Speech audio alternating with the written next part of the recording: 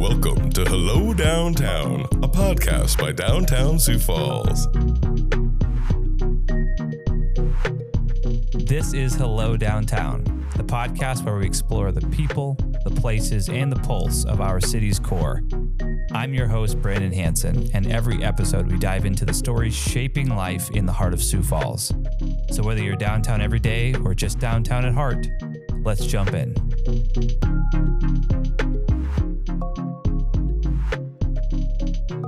Thanks for tuning in to Hello Downtown.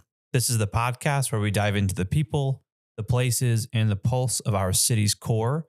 And I'm your host, Brandon Hanson. Now, before we jump into today's conversation, I just want to take a moment to set the table. This episode was originally intended to be a year-end review of downtown Sioux Falls, the district, and the organization. And while we didn't get through every single highlight or data point, that actually feels just right. Because downtown work isn't about racing through a checklist. It's about knowing when to pause, when to reflect, and really understand what's unfolding. As this year comes to a close, I want to start with something simple. Thank you to our listeners, our members, property owners, employees of downtown, residents, partners, and supporters. Thank you for your investment in the Business Improvement District, for your belief in this organization, and for your continued commitment to downtown Sioux Falls. This has been an incredible year, and it's because of all of you. Downtown is often called the heart or the economic engine of a city, and that's for good reason. On average, downtowns generally generate nearly 30% of a city's sales tax, and many times the property tax of any other area of a city.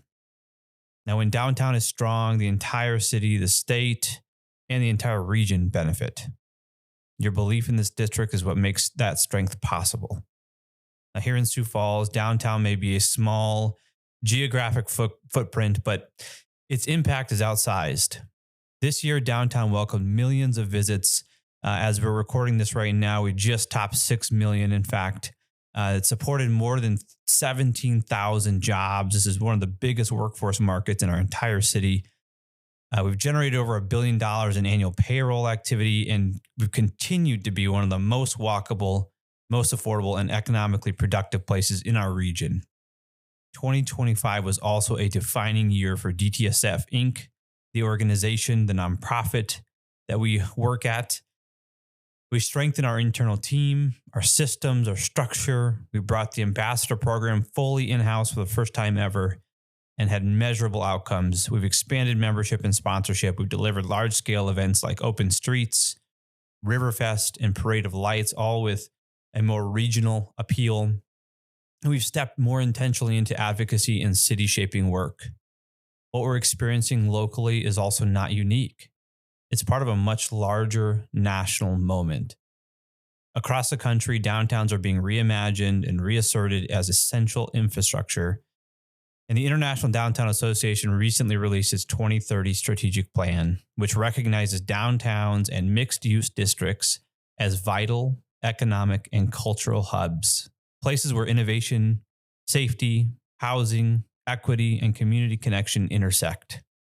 Nationally, downtown leaders are watching a few key things very closely: how cities adapt to new work patterns, how safety and belonging are addressed with both compassion and accountability, how mixed-use districts evolve, and how data and collaboration guide smarter, more durable decisions. That's why this conversation today matters. Today's episode isn't about reciting a list of accomplishments. It's about perspective. It's about taking a breath at the end of a very big year and talking honestly about what it takes to build a downtown and a city, even, that works for its people. So in this episode, I'm joined by Jody Schwan, a well-known journalist locally who has covered Sioux Falls for years and someone who has also served inside City Hall as a mayor's chief of staff. She brings both a public-facing and a behind-the-scenes understanding of how cities actually function, how decisions get made, and even why downtowns matter. This is a conversation about downtown Sioux Falls, but it's also about leadership, about trust, and the long game of doing work that lasts decades beyond all of us. Let's get into it.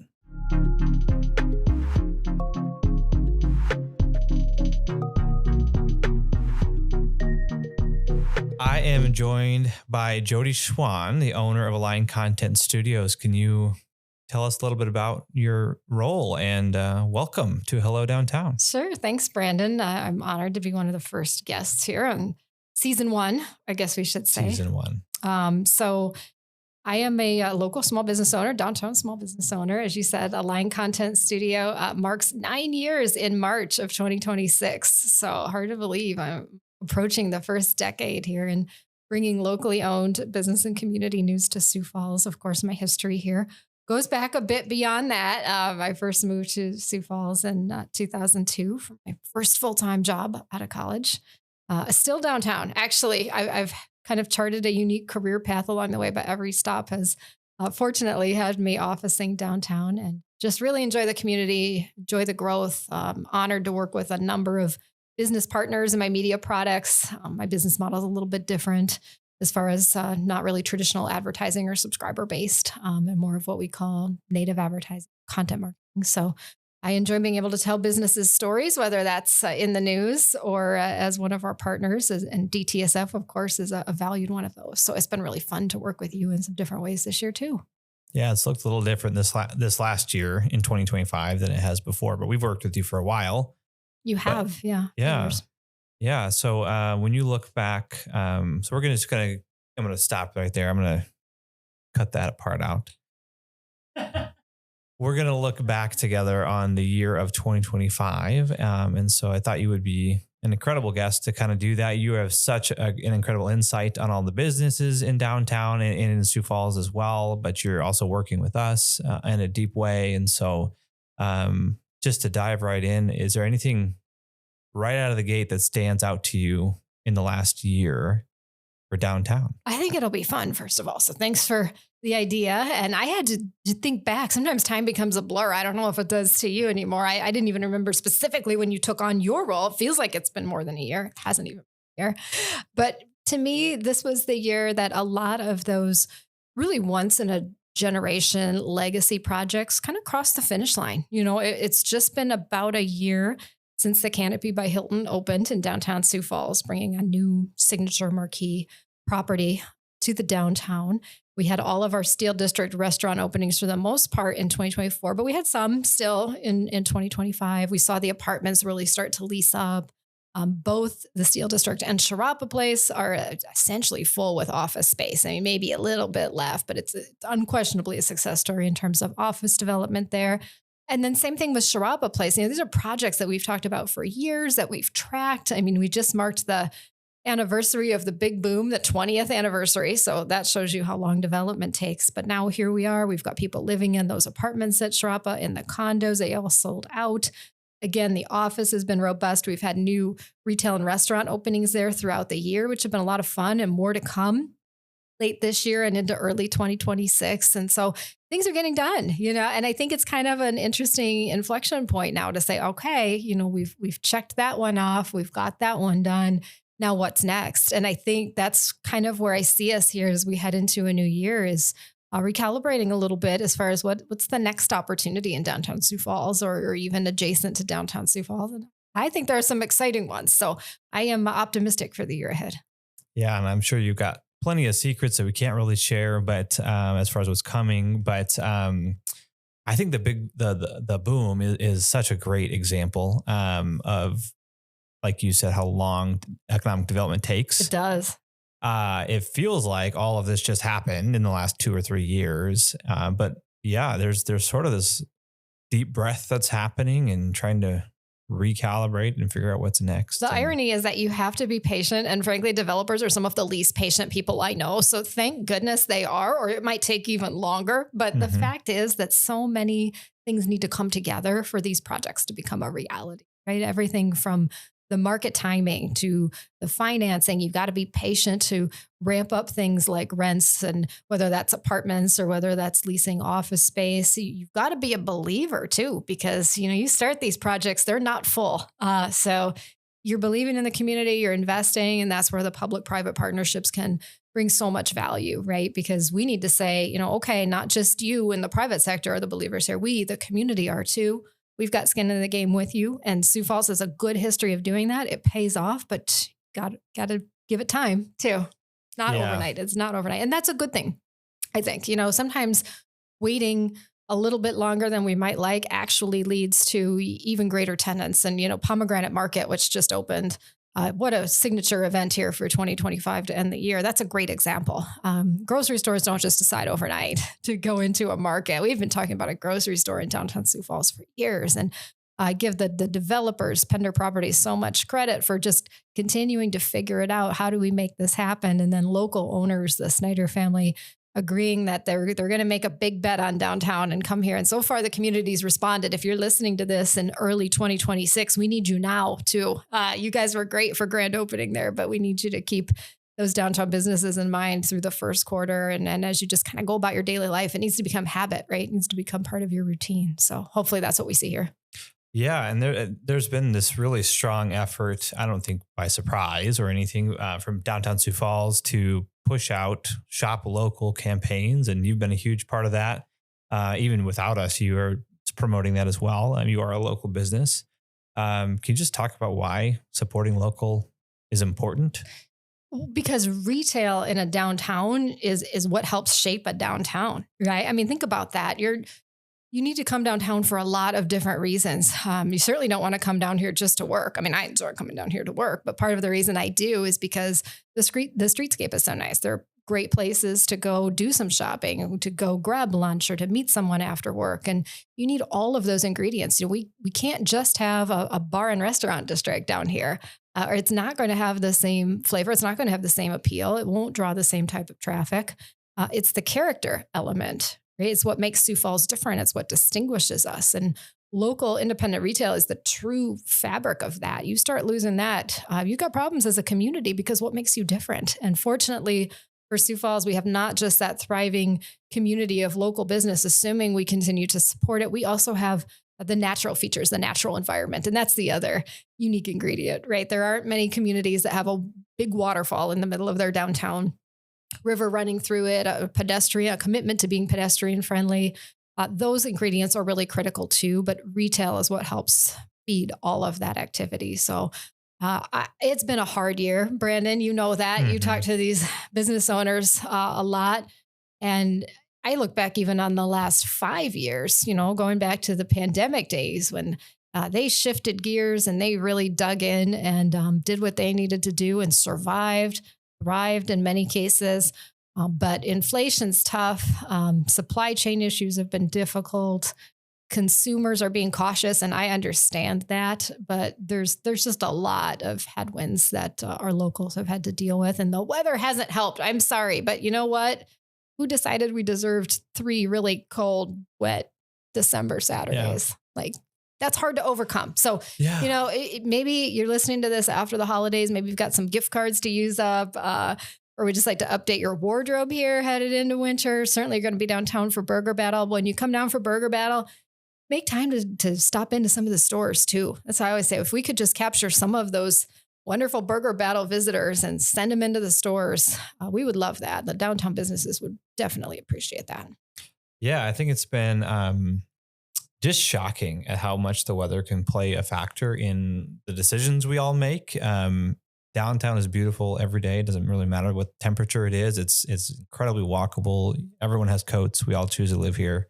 And the city, your team, they're committed to clearing that snow, they're so good. To making sure the sidewalks are safe. They do such a good job. And I know for me, sometimes it's just about overcoming that sort of mental block, right? Like just leave the house. It's going to be okay.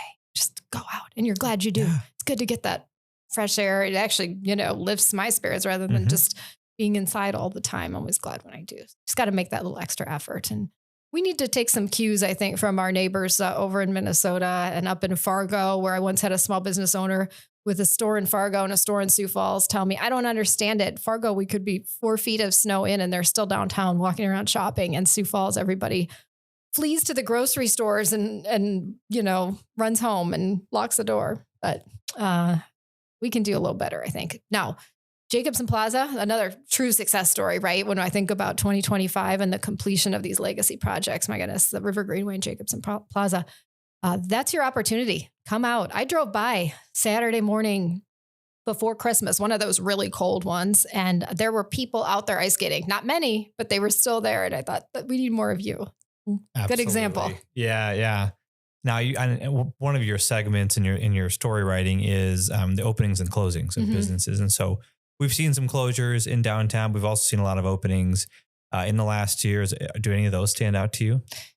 I will say, Brandon, and this was a conversation I was going to have with you beyond the podcast. So let's just have it on the podcast. But I mean, I worry a little bit about some of those vacant storefronts in the very heart of Phillips Avenue. If I'm seeing them in the very heart of Phillips Avenue, that concerns me.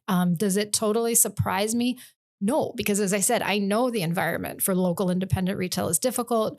We had a boutique closure in mid-December. That was not a local decision. Actually, I think the local store was performing quite well, but it was a out-of-state owner, and I get it. You close all of your locations. That includes Sioux Falls. So I think there are some explanations for some of it, and I also know that there are new businesses in the works for some of these vacant storefronts. But you know what? I am not patient either, and these projects are taking a little too long for me. I would like to see some of these storefronts activated again on Phillips Avenue, again, because that activity helps everybody, right? So I think you'll see it. I know you'll see it because we've got construction happening behind some of these boarded up storefronts. So hopefully first, second quarter of 2026, we'll have some good openings on Phillips Avenue, more beverage options, more kind of appetizer beverage concepts. Not that there's anything wrong with that. I do think they keep people downtown and keep them moving around. I would like to see some more retail. I almost go back to the days of the famous DTSF retail incubator program. And I don't know, maybe it's time that we look at, what more can we do to help those small retailers, whether they're trying to get established or whether they're trying to grow. Because some of those programs, and this was back in 0809, I believe, they're still around. Some of those businesses that were funded originally through that incubator program, talk about a success story. The fact that they're still able to be in business here now, a decade and a half later, going on 2 decades later. Absolutely. Yeah. And so DTSF commissioned a retail report. It's been about over a year now. But it was really a long-term view of retail in downtown and just kind of articulating that it's demand driven and let the population of workforce and residential kind of drive new retail showing up. But the overall picture, I mean, you've gotten to read it. It was very hopeful. Yes. It was, Yes. Retail in downtown is not dead. It is very exciting. It's very experience based. I think there's a very strong case to lean harder into the place and the experience. For sure. And I think local retail has to do that to be sustainable because it's too easy to spend your dollars elsewhere for a variety of reasons. So we do have to create that experience. The owners have done a tremendous job of being present in their business. You shop at a downtown store, you're going to know the owner in all likelihood, or a team member who's been there a really long time. And those are distinguishing factors. At the same time, though, I feel for the building owners. They need a certain rent too. I get that. So, I mean, one thing kind of drives another there. We've had some very community-minded landlords down here who have passed, frankly, on deals that could have brought them long-term, pretty lucrative tenants, and they've decided to rent to a local retailer instead. And we are all so much better off for that. But, it takes all of us to try to make this happen. So I agree. I think there's a ton of good potential for retail going forward. But there are just these kind of macro issues out there, right? That we all have to overcome. Yep. So we're all in it together. And hopefully if we just keep that spirit of community and keep that visitor activity going, that's huge too. Let's not underestimate what our visitors do to support our local businesses down here. We've got great hotels. We've got more reasons than ever to stay downtown. But that market was soft in 25 too, everywhere, not just a Sioux Falls thing. So hopefully we're looking at a little better turnaround here in the year ahead. Yeah. When we track foot traffic, and when I pulled the data just before this conversation, but we're right around 7 million visitors in downtown this last year since January 1 of 2025. So that's a tremendous amount of people. It seems like most of them are coming Thursday through Sunday, so that our weekends are typically pretty great unless there's wet, cold weather. Yep. But what do we do to get Monday through Thursday traffic? I mean, the good thing too, Brandon, is I don't think we've seen the full effect. I know we haven't seen the full effect of that whole summer downtown with all our new fun attractions and amenities open. You think about Jacobson Plaza didn't open until the 4th of July. So we missed some time there to be bringing people down. The patio over at Steel District is going to be a real destination this coming summer now that the construction's done. You can really access the riverfront. They've got some great ideas for activating that whole space.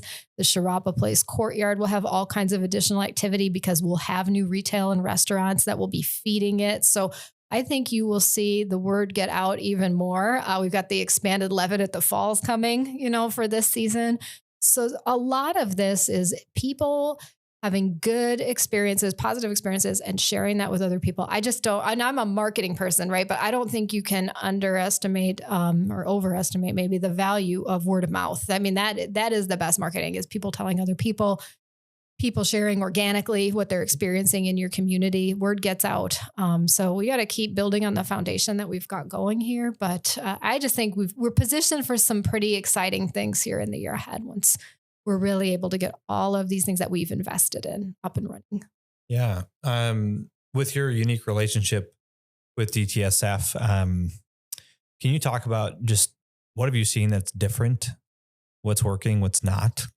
Give us a solid review.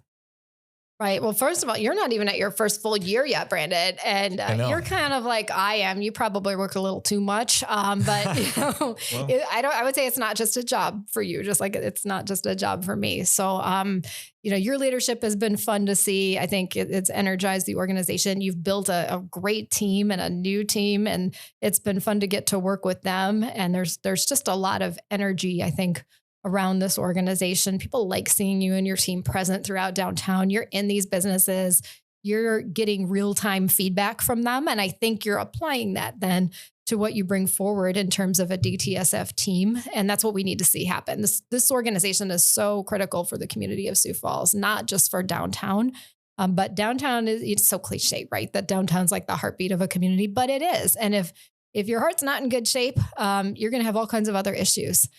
People have described it as the community's living room. Mm-hmm. It's where you come to kind of get to know us as a community. So we have got to be investing, continually investing and reinvesting in the core of the city. And it spreads. We've seen it spread to some of these ancillary neighborhoods already. And I think it's going to continue to do that, where people want to be living here, working here. It may not be the most popular call to action, but when you say like Monday through Thursday, right? Well, we need people at the office, and I get it. We have a flexible schedule in my office too, but you gotta bring the employees back. And I think we've had businesses that have done a really nice job of creating new and improved work environments where they do want to be here. The team members do want to be here. You'll see even more of that again, I think, as people really start to experience some of these new office environments. But that would be a little call to action, I think, for business leaders too, is let's take a really hard look. 3 days here, 2 days home.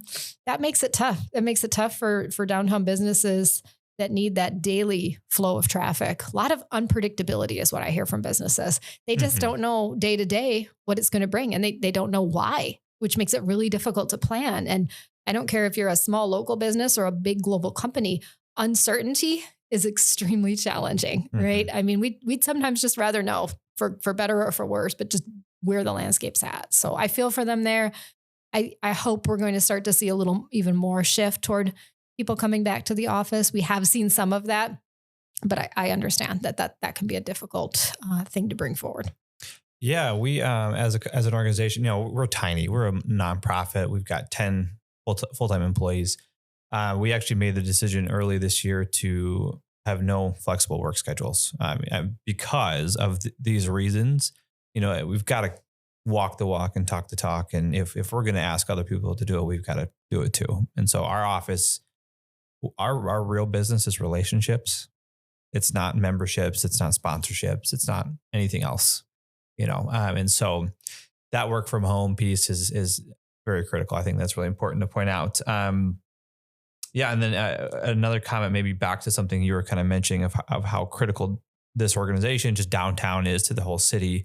We actually updated our mission statement. We haven't really told anybody, but I'll just read it to you. But I'll read you our vision statement. Okay. And that is to fuel the city's growth by uniting the community around downtown the place to live, work, play, and invest. I love it. Yeah, I think that absolutely captures what I see your mission as, because it is about more than just a fairly limited geography. Let's be honest, we have a pretty compact downtown. It's grown. But we do need to do it. It is critical to the broader health of the region, I would say. It is ultimately a big reason why people choose to live in Sioux Falls, whether you live in downtown or not.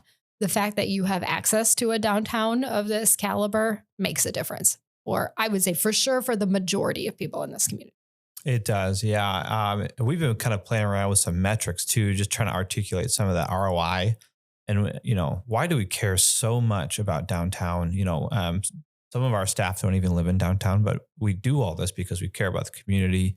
And some of those metrics, I'm just curious your perspective on them as I kind of spout them out. But with 7 million visitors, if we just focus on the visitors, ignore the residents, ignore the workforce, those people are all coming down here, and on average are spending around $250 a piece, every time they're here. That translates into a certain amount of sales tax and property tax, just with the values of the properties down here. That all translates into essential services that we all know and love in the state, in the city. That's your potholes being filled. That's your EMT services. It's fire trucks. It's the things that we kind of expect to happen. Snow plows. Right. And then all of that kind of spurs on more investment from the city, the taxpayers, and private investors like Jacobson Plaza. And it just starts all over again. It's just this beautiful circle. Right. And it powers the whole community. I mean, those dollars are not just going back into downtown. Those dollars are clearing streets and improving potholes all across the city. You're exactly right. I don't think you could ever put a number on it. I don't see how you could. Mm-hmm. I mean, we would have a sense of the literal sales and property tax generated. But again, that doesn't capture that person who lives here because downtown Sioux Falls exists, right? And all of that then ancillary spending that occurs. So you could never truly quantify it other than to say that, it's extremely significant. Yeah. Yeah. I think it's just, it's been very motivating internally for our team over this past year. And just, I think just connecting our work every day to the broader community. We all chose Sioux Falls. We all chose to be here. I'm not from here originally. Most of my team isn't. And it just gives us some energy on a Monday morning when we come into work of why are we going to grind out on Riverfest?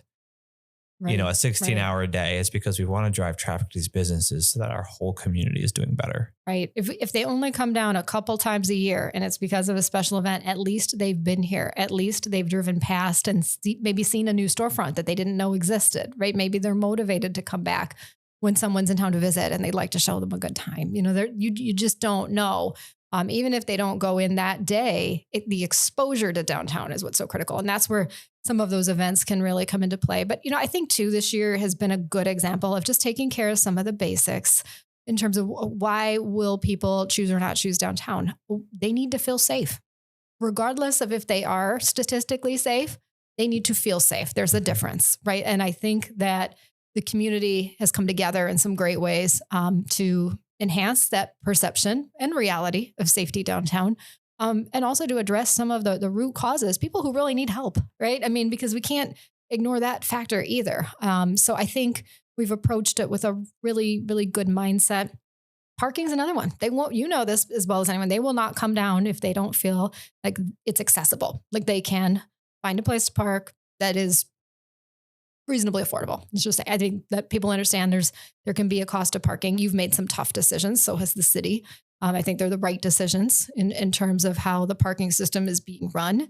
And you know what? I tell people all the time, we actually did a video for you earlier this year. It was a lot of fun for me. I came down here on a Saturday and I started checking out the parking ramps all around downtown. And I was amazed how much available parking there was. I knew it, but to actually see it for myself was a totally different feel. So trust me, I've been there. I've looked for those spaces. They're there. And especially in the winter, come down, take advantage of that, because who wants to have to clear snow off their vehicle before they leave? Covered parking. And it's free on the weekends and nights. So don't overlook that. That's incredible. Yeah. It's just been a good year all around, I think, for our organization internally, but I think externally too, has been a good year for downtown. There's certainly some support that's needed on the shopping local side. But the vibe is good. That's an overused word, but people are excited. They come down. I hear so often, I can't believe this is here. I can't believe I'm in Sioux Falls. They're so impressed when they experience Jacobson Plaza for the first time, or they walk the riverfront and they see the major new development that's occurred. And we're going to keep building on that. We're not done. So I'm excited for 2026 and beyond, because as you said, these things take a long time. They take a long time. Yeah. One other thought here is that DTSF is a 501c4. And so we were actually built in 1988 as an advocacy organization, membership organization. We still are. And we've really kind of brought that back to the forefront, I think, this year. You've helped us kind of reintroduce the ambassador program to the community, which has been such a positive effort. But we've also gotten involved in topics like the viaducts and kind of informing the city how the business community feels about the project and what they'd like to see, and just trying to create some alignment with the city and with downtown business owners and property owners so that these projects that are 100-year projects benefit kind of everybody. Right. When you get urban planners and engineers in the same room and interesting things happen, like the viaduct project. And I'm glad you're there. I'm glad you're in the room, Brandon, right? Because those are important conversations, and the voices need to be at the table. And again, you talk about generational opportunities, and the viaduct is one. And, advocacy, I think sometimes gets a bad rap, if that makes sense, right? Yeah, what do you think about when you hear that word? It's like when you think about a lobbyist, right? Yeah. Well, the best lobbyists actually are educators. The best lobbyists are actually giving you the information that you need to make the right decision. And we globally have gotten away from that, I think, a little bit. And but you, as an organization that advocates, can be really effective just by putting information out there that people probably don't realize, because you are very data driven. You have access to facts that back up where you're coming from. And so I think that adds a lot of value too. And we need those voices in the room. We need the people to show up at the city meetings and be willing to sometimes be the other side, because it's pretty easy to show up at a meeting when you're upset about something. We don't often see people show up in support of maybe some initiatives that are coming forward. So, yeah, I guess my encouragement to anyone listening would be to get involved, get engaged, show up, be a positive voice. Yeah. Try to be part of the solution. Absolutely. Yeah. If you care, show up. Absolutely. Any final comments about 2025 downtown DTSF Inc.? I think big picture, when you look back, you have to consider it a successful year. A lot of big things got done. A lot of progress was made, and some good steps were taken toward the future as well. And that same thing holds true for DTSF as an organization. I feel like you're in a good place. You've got a plan. You're willing to listen and be flexible and adapt as conditions warrant. But, a lot of people are rowing in the same direction right now. And I think the success tends to breed more success. And so the more we support these developments and show up after we said, this is what we want as a community, come down here and show that with your support, that leads to more, right? So if we lease up apartments and we lease up office, people will come in and build more. And we'll start to see even additional activity take place, I think, on every side of downtown. I'm excited for the south end of downtown, the east, the north, Falls Park. That's a whole nother conversation, some good visioning happening there. So I think there's just, there's great success to celebrate, and there's tremendous potential going forward. Well, thanks for what you do. Thanks for joining me today. It's been awesome. You bet. Congratulations on a great year to you and your team. And I'm excited to see what 2026 holds. Here we go. You are listening to Hello Downtown, a podcast by Downtown Sioux Falls Incorporated. I'm Brandon Hansen.